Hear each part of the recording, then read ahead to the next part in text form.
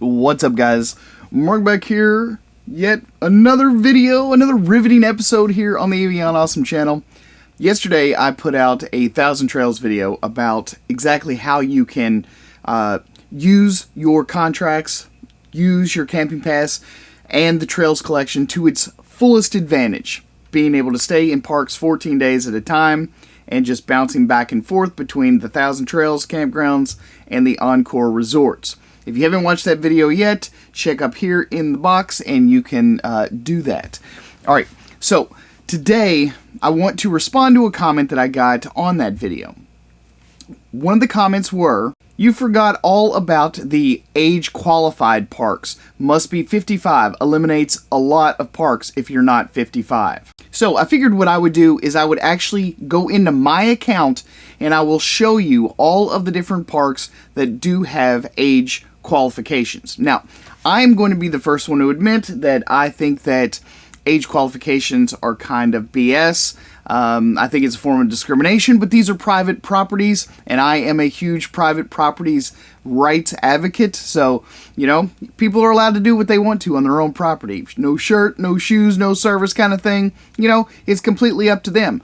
Although I am slightly disappointed that they do have age qualifications. I do know that a lot of the places in Florida used to be age qualified. A lot of the old Encore resorts here in Florida actually used to be 55 and older communities. I happen to be in one right now. What they did is when 1,000 Trails partnered with some of these, they got rid of the age requirements. So for those of you that were asking about the age requirements here in Florida, as far as I know, I have encountered absolutely zero age requirements to get in any of the parks that I've been in down here so far. And looking at the website, there are no age requirement campgrounds, either 1,000 Trails or Encore Resorts, that have age requirements. So with all that being said, let's hop on over here onto the website. I'm going to take you inside my account to show you just exactly which campgrounds are and are not age qualified. Okay, so when you actually log into the 1,000 Trail system, if you want to, find out the different types of campgrounds, what they have, what they offer, you can easily just go to my membership. A lot of times I like to go to the Explore Campground section, but if you want to find out which ones actually have age qualifications without clicking through each and every single one of them, then you can just click on my membership under this tab. So here you go. Now, there are a lot of age qualified in Arizona, and just doing a cursory look, all of them, especially the blue, all of the blue ones are age qualified.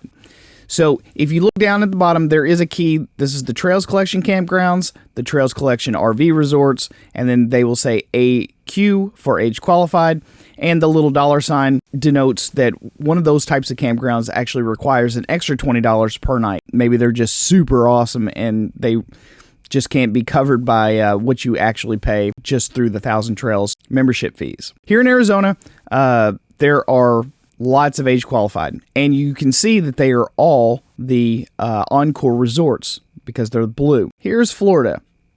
Starting here, every single one of these blue ones, and not a single solitary one of them is age qualified.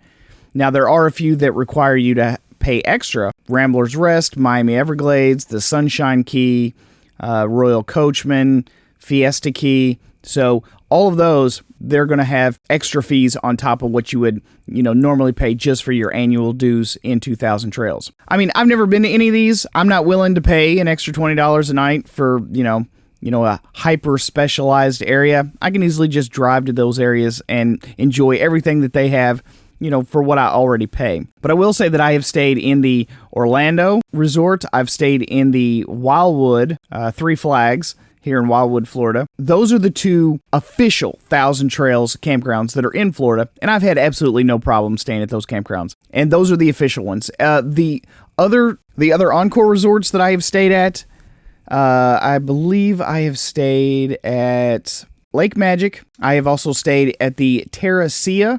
I think that's how you pronounce it, but I'm pretty sure it's Terracea.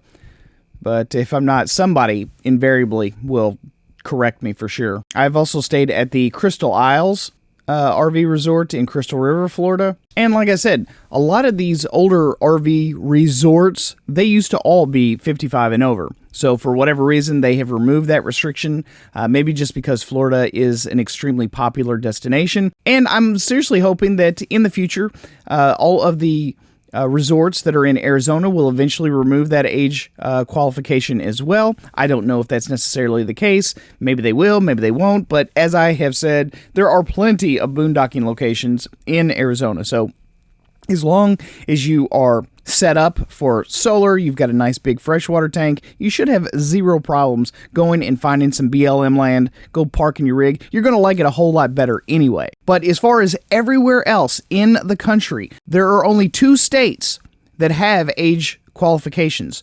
First one being Arizona, the second one being Texas. And they have roughly 8 that are age qualified. They have 1, 2, 3, 4, 5, 6, 7. They have 7 other ones that are official Thousand Trails properties that do not have age qualifications.